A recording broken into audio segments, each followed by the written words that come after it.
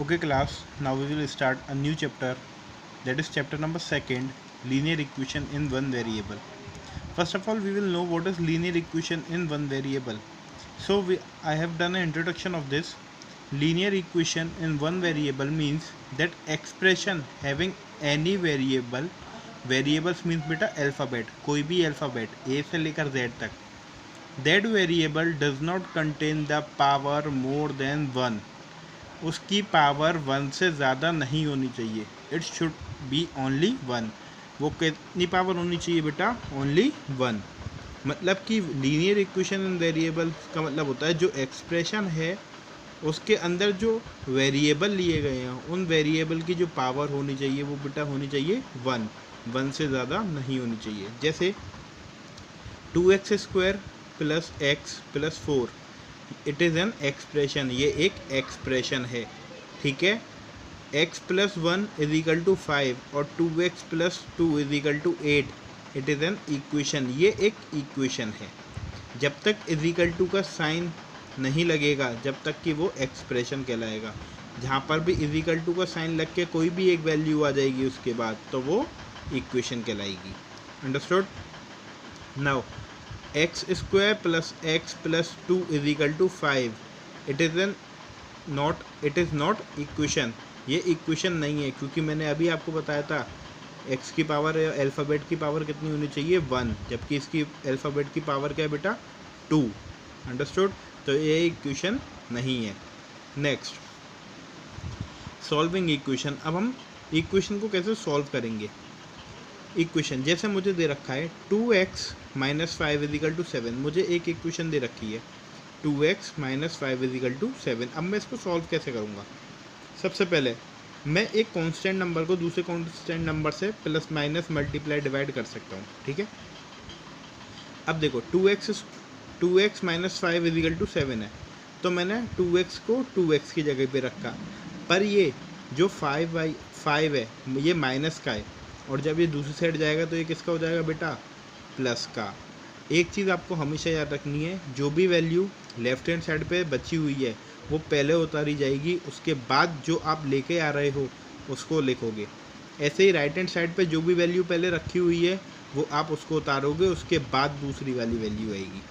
Understood. तो -5 था तो यहाँ पे क्या हो गया बेटा +5. अब 2x का 2x 7 plus 5 is equal to क्या हो गया बेटा 12. x मल्टीप्लाई है 2 से, तो आपको पता है जब कोई वैल्यू 2 से मल्टीप्लाई होती है तो दूसरी साइड जाके क्या हो जाएगी बेटा डिवाइड. x का x रह गया 12 के नीचे आ गया 2. जब 2 से 12 कितने टाइम्स जाएगा बेटा 6, तो x इज इक्वल टू 6. अभी हमने पढ़ा था वेरिएबल इन वन साइड.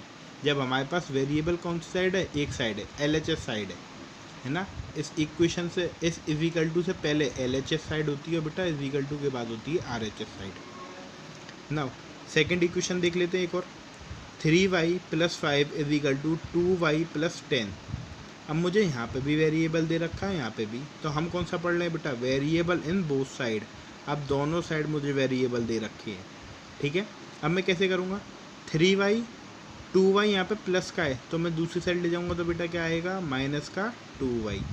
मैंने आपको क्या बताया था, जिस साइड जो भी वैल्यू पहले रखी होती है उसको हम नीचे उतार लेंगे, उसके बाद जिसको ट्रांसफ़र कर रहे हैं उसको लेके आएंगे, ठीक है. सेम यहाँ पे क्या बच गया 10, तो पहले 10 उतारेंगे. 5 को कहाँ ले जा रहे हैं इस साइड, तो 5 उसके पीछे आएगा. अंडरस्टूड. अब 3y और 2y माइनस करेंगे तो कितना बचा बेटा y. हम यहाँ पे 1y भी लिख सकते हैं और y भी लिख सकते हैं, दोनों ही करेक्ट हैं. आप यहाँ पे y लिखो या 1y लिखो दोनों ही सही हैं. 10 minus 5 is equal to 5. Understood. Now forming of equation. अब हम इक्वेशन कैसे फॉर्म कर सकते हैं. जैसे मुझे कोई एक वर्ड प्रॉब्लम दे रखी है तो मैं एक इक्वेशन को कैसे फॉर्म करूँगा. Example, sum of 2 number is 26. मेरे पास 2 नंबर हैं जिनका सम अगर मैं करूँगा तो मेरा सम हो जाएगा 26. 1 इज़ 4 मोर देन अदर. 1 जो है जो पहला नंबर होगा वो दूसरे से 4 ज़्यादा होगा, ठीक है. जो पहला नंबर होगा 1 इज़ 4 मोर देन अदर. जो पहला नंबर होगा वो हमेशा दूसरे से ज़्यादा होगा. Let the first number be x. मैंने मान लिया एक नंबर x है तो मेरा दूसरा नंबर क्या हुआ बेटा 4 प्लस एक्स, क्योंकि मैं अभी इसमें क्या लिखा था 1 इज़ 4 मोर देन अदर। पहला नंबर जो भी हो या दूसरा नंबर जो भी मैं लूँगा, दूसरा नंबर या पहला नंबर मेरा उससे 4 प्लस होगा, मतलब उससे 4 ज़्यादा होगा। तो अगर मैंने एक्स इधर लिया है तो ये कितना हो जाएगा बेटा 4 प्लस एक्स। अब इसने क्या कही है सम कही है, अब इसने सम बोला है तो बेटा सम का मतलब होता है प्लस, तो मैं इन सबको क्या कर दूंगा प्लस, और इजिकल टू में क्या रख दूंगा 26, क्योंकि सम ऑफ टू नंबर इज़ 26। मैंने पहला नंबर देख लिया, दूसरा नंबर देख लिया, इनका जो टोटल आना चाहिए वो 26 आना चाहिए। तो according to question x plus 4 plus x is equal to 26, x plus 4 plus x is equal to 26, x और एक्स कितना हो गया बेटा 2x प्लस का 4 is equal to 26, 2x is equal to 26। अब 4 यहाँ पे प्लस का है तो यहाँ पे जाएगा तो किसका हो जाएगा माइनस का, 26 minus 4 is equal to 22, 2x is equal to 22। So x अब ये मल्टीप्लाई में है 2 तो यहाँ पे आके डिवाइड, तो x की वैल्यू कितनी होगी बेटा 11। Understood. See one more example, sum of two number is 30, sum of two number is 30, मतलब कोई ऐसे दो नंबर है जिनका सम है 30। 1 is 4 times than other, 1 is 4 times than other. अभी उसमें था बेटा 4 more than other, 4 more than other मतलब 4 प्लस था उसमें, इसमें क्या लिखा है 4 टाइम्स। जब 4 टाइम्स होगा तो बेटा उसमें हो जाएगा मल्टीप्लाई। जैसे फर्स्ट नंबर मैंने क्या मान लिया था x, तो सेकंड नंबर मेरा क्या हो गया बेटा 4x, मतलब इस x में 4 का मल्टीप्लाई। उसमें मोर देन में क्या होता है 4 प्लस एक्स, और टाइम्स में होता है 4 मल्टीप्लाई बाई एक्स। ठीक है, तो x प्लस, अब इसमें भी सम बोला है, sum of two number is 30, तो मुझे इन दोनों का सम करना है, तो x plus 4x is equal to 30, x और 4x कितना हो गया बेटा 5x 30। अब x यहाँ पे आ गया तो 5 का चले जाएगा बेटा नीचे, 35 में से 30 कितने टाइम्स आएगा 6 टाइम, तो x की वैल्यू कितनी हो गई बेटा 6। Now we will see the cross multiplication method. Cross multiply method आपने पहले भी पढ़ा है, एक बार फिर रिवाइज कर लेते हैं। x plus 1 x plus 3 is equal to 3 plus 8, 3/8। यहाँ पर भी डिनोमिनेटर की एक वैल्यू है, यहाँ पे भी न्यूमरेटर की एक वैल्यू है, यहाँ पे भी डिनोमिनेटर की एक वैल्यू, यहाँ पे भी न्यूमरेटर की एक वैल्यू है, यहाँ पे भी डिनोमिनेटर की एक वैल्यू। क्रॉस मल्टीप्लाई का मतलब होता है बेटा एक दूसरे से क्रॉस मल्टीप्लाई करना। जो 8 की वैल्यू है वो x प्लस 1 से मल्टीप्लाई हो जाएगी सारी, और जो 3 की वैल्यू है वो x प्लस 3 से मल्टीप्लाई हो जाएगी सारी। अब मैंने कैसे लिखा, पहले 3 आउटर में लिखा क्योंकि मुझे 3 का मल्टीप्लाई करना है इसमें पूरे में x प्लस 3 में, तो x प्लस 3 मैंने ब्रैकेट के अंदर लिख लिया, इज इक्वल टू 8 का मल्टीप्लाई करना है बेटा मुझे x प्लस 1 में, तो मैंने 8 को आउटर में लिख दिया और x प्लस 1 को ब्रैकेट के अंदर लिख लिया। अब मैं एक एक से मल्टीप्लाई करूँगा, पहले 3 का मल्टीप्लाई करूँगा x से, तो 3 multiply by x 3x plus 3 multiply by 3 is equal to 9 is equal to 8 multiply by x 8x, 8 multiply by 8 multiply by 1 is equal to 8, 3x। अब देखो अभी हमने वेरिएबल इन बोथ साइड पढ़ा था, same वही equation आ गई 3x plus 9 और 8x plus 8। अब मैं 3x को यहाँ पे ट्रांसफ़र कर दूंगा, तो पहले 8x उतारूंगा क्योंकि इस साइड क्या है बेटा मेरा 8x, तो 8x आ गया, 3x ले जा रहा हूँ तो अब 3x। सेम इस साइड क्या बचा मेरा 9, उसके बाद इसको ले जा रहा हूँ तो -8। पहले वो डिजिट आएगी नीचे जो कि वहाँ पे रिमेनिंग रह गई है, उसके बाद जिसको हम ट्रांसफ़र कर रहे हैं वो आएगी। ठीक है, अब 9 में से 8 गए बेटा कितने बचे 1, और 8x में से 3x माइनस करेंगे तो 5x। अब देखो यहाँ पे 1 और यहाँ पे 5x, अभी मेरे पास 5 किस में है x के मल्टीप्लाई में है, तो दूसरी साइड जाके क्या हो जाएगा बेटा ये डिवाइड, तो 1 का 1, अब 5 है, 5 को मैं ट्रांसफ़र कर रहा हूँ तो ये किस में जाएगा बेटा डिवाइड में, तो 1/5 इज इक्वल टू x की value. Understood. Now we will see the exercise 2.1 because we have clear all the concept which was included in the chapter 2nd. Solve the following से पहले बेटा मैं आपको कुछ चीज़ बताना चाहूँगा जिसको आपको हमेशा याद रखना है। Note, whenever you transfer any constant variable from one side to other side its sign should change. अभी जो हम ऊपर कर रहे थे वही मैंने आपको नीचे लिखा है। अगर किसी भी नंबर को आप चेंज कर रहे हो, एक साइड से दूसरी साइड ले जा रहे हो, तो उसके साइन में हमेशा चेंजेस आएंगे। अगर वो प्लस में है तो वो नेगेटिव हो जाएगा, अगर वो नेगेटिव में है तो वो प्लस हो जाएगा, अगर वो डिवाइड में है तो वो मल्टीप्लाई हो जाएगा, और वो मल्टीप्लाई है तो वो डिवाइड हो जाएगा।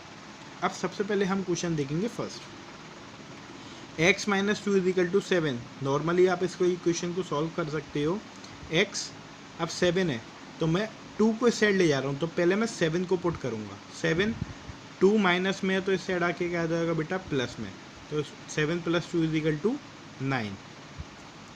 Same 6 is equal to z plus 2। अब मैं 6 इजिकल टू z प्लस 2 है, अब मैं 6 के पास 2 को ले जाऊँगा, तो 6 के पास 2 को ले जाऊँगा तो बेटा पहले मैं 6 लिखूँगा, उसके बाद 2, क्योंकि 2 प्लस का है तो बेटा यहाँ पे क्या आ जाएगा, माइनस इजिकल टू z। अब 6 माइनस 2 इजिकल टू 4 और z का z।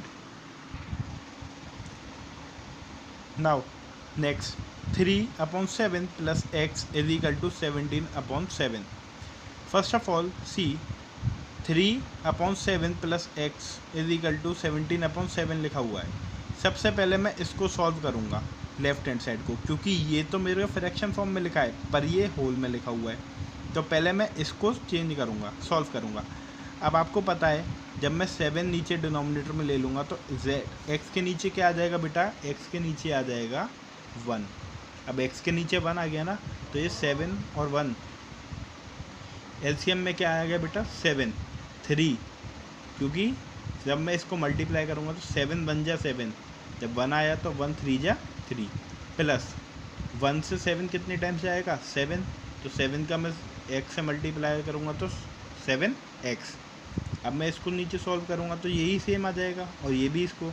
अब देखो ये एक इक्वेशन है, ये एक बन गया मेरा, ये 7 अपॉन है, 17/7 है, क्रॉस मल्टीप्लाई कर सकते हैं, सेम वही मेथड यूज़ करेंगे, क्रॉस मल्टीप्लाई करके इसको सॉल्व आउट कर लेंगे। अंडरस्टूड।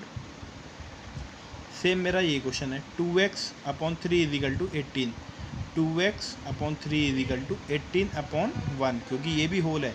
अभी मैंने आपको क्या बताया था, होल के नीचे क्या लगा देंगे बेटा, 1, तो होल के नीचे हमने क्या लगा दिया, 1। सेम फिर से हम क्रॉस मल्टीप्लाई करेंगे और उसका आंसर आ जाएगा। I hope you will understand all the concept of this, so please do all the exercise, do all the question of exercise 2.1 in the copy. सारे क्वेश्चन आपको कॉपी में करने हैं। Now we will see the exercise 2.1 because we have learned all the concept of this. This is a word problem we have to solve in the equation form. See question number first. If you subtract 1/2 from a number and multiply the result by 1/2, you will get 1/8. What is the number? ये कह रहा है आपसे, अगर आप एक किसी number को 1/2 से माइनस करेंगे, कोई भी एक नंबर है जिसको आप 1/2 से माइनस करेंगे, तो आपका जो भी रिज़ल्ट आएगा, जो भी उसका आंसर आएगा, उसमें आप 1/2 को मल्टीप्लाई कर दोगे, उसके बाद जो भी आंसर आएगा वो इजिकल टू आना चाहिए आपका 1/8। ठीक है। सो इसने जैसा जैसा इक्वेशन, जैसे जैसे हमें वर्ड्स बोलता है वैसे ही वैसे हम उसको सॉल्व करते चलेंगे। If you will subtract 1/2 from a number, अब मुझे नंबर तो नहीं पता तो मैंने क्या ले लिया, let the number be x।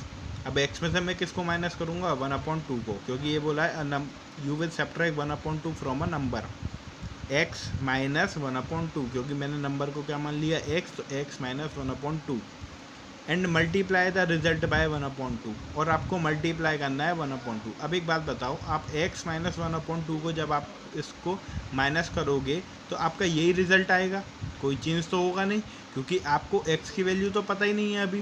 जब x की वैल्यू नहीं पता होगी तो आपका रिज़ल्ट यही रहेगा। तो आप इसी होल का मल्टीप्लाई कैसे कर दोगे, 1/2 से। You will get 1/8, you will get आपको मिलेगा 1/8, तो इजिकल टू हम क्या रख देंगे बेटा, 1/8। सेम वही मेथड से हम सॉल्व करेंगे जैसे अभी हमने प्रीवियस सॉल्व करा था। पहले 2 का हम एलसीएम ले लेंगे, x के नीचे क्या आ जाएगा बेटा, x के नीचे क्या आ जाएगा, 1। ठीक है, 2 एलसीएम आ गया। अब 1 की टेबल में 2 कितने टाइम आएगा, 2, तो 2 का मल्टीप्लाई कैसे कर देंगे, x से, तो 2x। 2 की टेबल में 2 कितने टाइम्स आएगा बेटा, 1, तो 1 का मल्टीप्लाई 1 करेंगे तो 1। अब सॉल्व करेंगे तो आपकी इक्वेशन ऐसे ही करके इसको रेंडमली सॉल्व कर देगी, तो आपका आंसर आ जाएगा बेटा 3/4। हमें जब तक इसको लोएस्ट फॉर्म में चेंज करना है जब तक कि इसका एक लोएस्ट फॉर्म में चेंज नहीं हो जाता। 12/16 था, अब मुझे पता है 4 की टेबल में 12 भी आता है और 16 भी आता है। तो 12 कितने टाइम्स आता है? 3 टाइम्स। और 16 कितने टाइम्स आता है? 4 टाइम्स। तो मैं इसको 4 से 3 टाइम्स कट कर सकता हूँ, इसको 16 को 4 टाइम्स। इतना लोएस्ट फॉर्म करना है बेटा जितना कि वो आगे जाके रिड्यूस नहीं हो पाए। Understood? See question number 2. The parameter of the rectangular swimming pool is 154 metre. अब आपको पैरामीटर ऑफ रेक्टेंगल पता होना चाहिए कि क्या होता है, 2l + b। आपको पता है ना। It length is 2 metre, more than twice it breadth. इसकी लेंथ जो है वो 2 मीटर मोर है और ट्वाइस है उसकी ब्रेथ से। What are the length and the breadth? Let the breadth be z। मैंने कोई भी अल्फ़ाबेट ले सकते हैं, तो मैंने z ले लिया। कितना है z? अब उसकी लेंथ कितनी है बेटा? लेंथ जो है 2 मीटर मोर है, तो z + 2 मीटर मोर हो गया। पर उसने क्या बोला था? Twice it breadth. अब मैंने ब्रेथ कितनी ली थी? z, तो ट्वाइस कितना हो गया बेटा? 2z। समझ में आया? क्योंकि उसका लेंथ क्या था बेटा? लेंथ बोल रहा था 2 metre more than twice it breadth. Length जो है वो 2 मीटर मोर है, तो 2 मीटर मोर हो गया बेटा उसका z + 2। इतना हो गया 2 मीटर मोर। 2 मीटर मोर हो गया ना। अब वो कह रहा है ट्वाइस इट ब्रेथ, उसकी ट्वाइस है, तो ट्वाइस हो जाएगा। यहाँ पे z था तो ये हो जाएगा मेरा 2z। सो आगे parameter of swimming pool is equal to 2l + b। अब मुझे पता है पैरामीटर ऑफ रेक्टेंगल क्या होता है, 2l + b होता है। अब मुझे पैरामीटर पहले से ही दे रखा है, कितना? 154 मीटर। और मैंने l, अब l की वैल्यू क्या थी बेटा वहाँ पे? 2z + 2। और b की ब्रेथ की वैल्यू क्या थी? z। b की वैल्यू क्या थी बेटा? z। मैंने l की वैल्यू भी रख दी और ब्रेथ की वैल्यू भी रख दी। अब आगे सॉल्व करते हैं। 154 metre is equal to 2z और z कितने हो गए बेटा? 3z प्लस का 2, 154। 2 का मल्टीप्लाई पहले 3z में 6z, फिर 2 का मल्टीप्लाई 4 में प्लस 4m, 154। अब 4m है प्लस में, तो यहाँ पे जाके क्या हो जाएगा बेटा? Minus 154 - 4 is equal to 150 is equal to 6x। अब 6 जो है वो मल्टीप्लाई में है, तो सेकंड साइड जाके क्या हो जाएगा बेटा? वो डिवाइड में। तो आंसर कितना आ जाएगा मेरा? 25mz। अब मुझे पता है z की वैल्यू कितनी है? 25। तो मैंने लेंथ कितना माना था बेटा? z, तो मेरी वैल्यू कितनी हो गई? 25m। ब्रेथ कितना था? 2z + 2, तो मेरी 2 की वैल्यू का 2z की वैल्यू क्या हो गई? 2 × 25, क्योंकि z मेरा कितना था? 25 + 2। अब 2 × 25 is equal to 50 + 2 is equal to 52 metre. Now see question number 3. The base of an isosceles triangle is 4/3 centimetre. The parameter of the triangle is 4 2/15 centimetre. What is the length of either of remaining equal side. Equal side की parameter की length क्या होगी? Length का क्या होगा side? ठीक है, the length of equal side भी y सेंटीमीटर। जो मैंने लेंथ मानी है वो बेटा कितनी मानी है? y centimetre. Parameter of triangle, अब आपको पैरामीटर ऑफ ट्राइंगल पता है क्या होता है? Sum of all side. Parameter of triangle आपको दे रखा है 4 2/15। मैंने पैरामीटर ऑफ ट्राइंगल के नीचे उसको लिख लिया सम ऑफ ऑल साइड। अब मैंने कितनी साइड होती हैं बेटा? 3 साइड होती हैं, तो y centimetre + y centimetre + 4/3 centimetre. Same LCM का यूज़ करके इसको भी सॉल्व आउट कर दूंगा, तो मेरा आंसर आ जाएगा। ओके, सेम क्रॉस मल्टीप्लाई होगा। क्रॉस मल्टीप्लाई से 3 का 62 में मल्टीप्लाई और 15 का 6y + 4। जब मैं इसको भी सॉल्व आउट करूंगा तो मेरी y = 7/5 centimetre. Question number 4. Sum of 2 number is 95. If one number exceed the other by 15, find the number. अभी हमने पहले फर्स्ट और सेकंड क्वेश्चन ऐसे ही कुछ सॉल्व करे थे कि दो नंबर का सम जो है वो 95 है and one exceed the other by 15, और जो पहला है वो दूसरे से 15 मोर है, मोर देन है, मतलब ज़्यादा है। तो आप इसको आराम से सॉल्व आउट कर सकते हो, same as question number first. Okay, two number are in the ratio 5:3 if they difference by 18 what are the number. दो नंबर हैं जिनके रेशियो है 5:3। इफ़ दे डिफर बाय 18, अगर उनके बीच का डिफरेंस 18 है तो व्हाट आर द नंबर, तो नंबर क्या होंगे। Let the ratio number be x, जो रेशियो वाले नंबर हैं उनको मैंने क्या मान लिया बेटा, x. So 5 became 5x and 3 became 3x। 5 को क्या बना दूंगा मैं, 5x, और 3 को बना दूंगा 3x। Difference between these both number is 18, इन दोनों के बीच का डिफरेंस जो था वो 18 था, और डिफरेंस का मतलब क्या होता है बेटा, माइनस।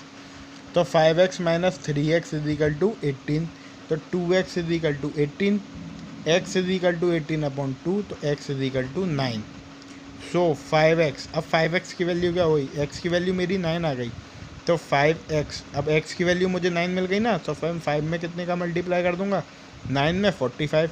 सेम 3 का मैं 9 में मल्टीप्लाई करूंगा ना, 9 3 जा 27, 9 3 जा 27। Understood. Now question number 6, 3 consecutive integer add up to 51, what are these integer। अब बेटा सबसे पहले आपको समझना पड़ेगा consecutive integer क्या होते हैं। consecutive integer होते हैं बेटा x, x+1, x+2, x+3, x+4, x+5, x+6, मतलब जो काउंटिंग होती है उससे पहले x लगा देते हैं हम प्लस में, वो होते हैं हमारे consecutive integer। जितने वो बोलेगा हम उतनी लेंगे। कितने बोले हैं उसने, 3 बोले हैं, तो 3 consecutive integer is equal to x, x+1 और x+2। ठीक है, अब उसने क्या बोला है, ऐड अप टू 51, उन सब का ऐड हुआ तो कितना सम आया बेटा, 51 आया, तो sum of these number is equal to 51। अब मुझे क्या करना है, इन सब का ऐड करना है, तो x + x+1 + x+2, इन सबको मैं क्या कर दूंगा बेटा, प्लस कर दूंगा। मैंने इन सबको प्लस की फॉर्म में लिख लिया, इज इक्वल टू मेरा 51। अब इसमें x कितनी है, 3, तो 3x। डिजिट्स कितनी है, 1 और 2, तो 2 और 1 कितने होते हैं बेटा, 3। सेम वही कंडीशन, 3 को मैं यहाँ ट्रांसफ़र करूँगा, 51 से 3 माइनस हो जाएगा, 3x। 3x से कितना बचा, 48। x से कितना आया बेटा, 16, तो x की वैल्यू कितनी आ गई, 16। अब x की वैल्यू 16 आने के बाद मैं x की value 16, x+1 is equal to 16 + 1 is equal to 17, x+2 is equal to 16 + 2 is equal to 18। Same question number 8, 3 consecutive multiple of 8 के 3 मल्टीपल्स देखने हैं बेटा। 3 consecutive मल्टीपल्स आपको पता है, कॉन्सिक्यूटिव नंबर कौन से थे, x, x+1 और x+2। अब 8 के मल्टीपल देखने हैं, जिसके भी मल्टीपल देखने हो वो उस डिजिट के आगे लगा दो मल्टीप्लाई फॉर्म में। x को ब्रैकेट में लिखो 8 आगे, x+1 को ब्रैकेट में लिखो 8 आगे, x+2 को ब्रैकेट में लिखो 8 आगे। सॉल्व आउट करोगे 8x हो जाएगा, x 8x, 8 का 1 में मल्टीप्लाई 8 का x में मल्टीप्लाई बाय 8x, 8 का 2 में मल्टीप्लाई 16। सम ऑफ नंबर कितना था, 888। सेम वो इक्वेशन आ गई ऊपर वाली। अब आप इसको भी आराम से सॉल्व आउट कर सकते हो, then solve it. Same 3 consecutive integer x, x+1, x+2, multiple of them by 2, 3, 4। इनका मल्टीप्लाई आपको 2, 3, 4 से करना है। x का मल्टीप्लाई 2 से, x+1 का 3 से, x+2 का 4 से। सेम इसी तरीके से हो जाएगा। उसके बाद सॉल्यूशन इस तरीके से हो जाएगा। अंडरस्टूड।